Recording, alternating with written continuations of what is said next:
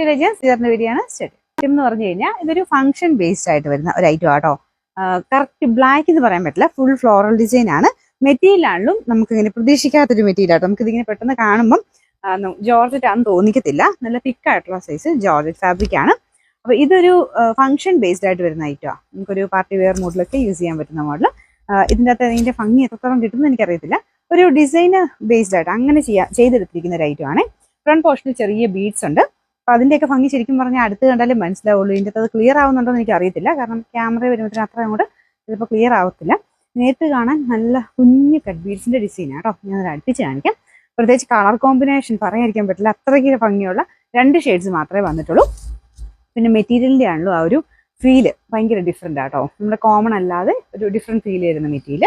പിന്നെ ദുപ്പട്ടയാണല്ലോ same fabric, ജോർജറ്റിന്റെ തന്നെ തിക്കായിട്ടുള്ള മെറ്റീരിയലാണ്.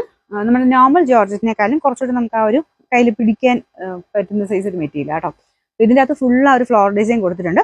ബോർഡർ ഒക്കെ കാണാൻ നല്ല ആട്ടോ, കാരണം ഈ ഒരു സെയിം പ്രിന്റ് അത്യാവശ്യം നല്ല റേഞ്ചിൽ ഒരു 2000-3000 എബോയിൽ നമുക്ക് വരാറുണ്ട്. അപ്പൊ ഇത് അതിന്റെ തന്നെ രീതിയിൽ എന്നാൽ നമുക്ക് ബഡ്ജറ്റ് ഫ്രണ്ട്ലി ആണ്, വാഷ് ചെയ്യുന്നതിന് കുഴപ്പമില്ല.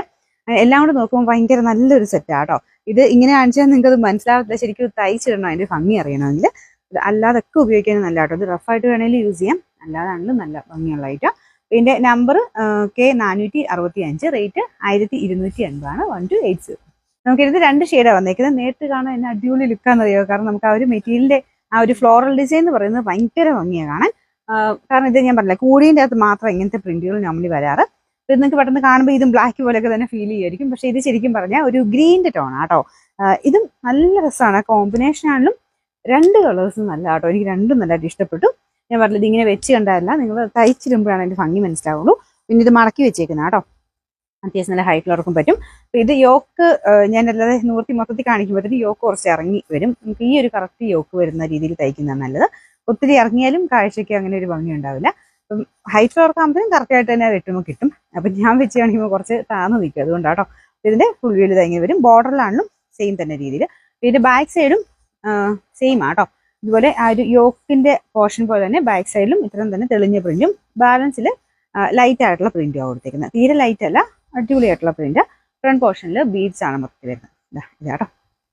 പിന്നെ കൈക്കുള്ളത് സെപ്പറേറ്റ് ഈ ഒരു പോർഷൻ വരും. ദുപ്പട്ട കണ്ടല്ലോ അല്ലെ, ഫുള്ളായിട്ട് ആ ഒരു ഫ്ലോറൽ ഡിസൈൻ തന്നെ. ബോട്ടം വരുന്നത് ബോട്ടം ബീറ്റ് ലൈനിങ് ആട്ടോ, ഞാൻ പറയാൻ മറന്നുപോയി. ഇത് ശരിക്കും പറഞ്ഞാൽ ഒരു ഗ്രീൻ്റെ ടോണാണ്, ബ്ലാക്ക് അല്ല, ഒരു ഗ്രീനിഷ് ബ്ലാക്ക് എന്ന് വേണമെങ്കിൽ പറയാം. മിക്സ് ആയിട്ട് വരുന്ന കളറാണ്. പിന്നെ നമ്പർ K467, റേറ്റ് 1280. 1280.